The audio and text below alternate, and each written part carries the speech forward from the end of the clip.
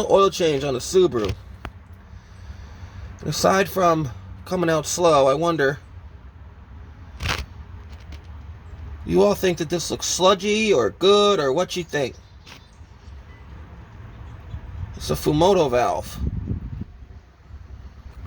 So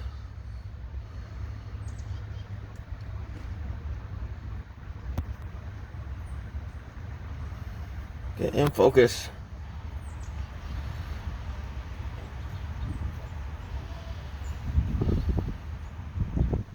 These are 3-quart containers, by the way.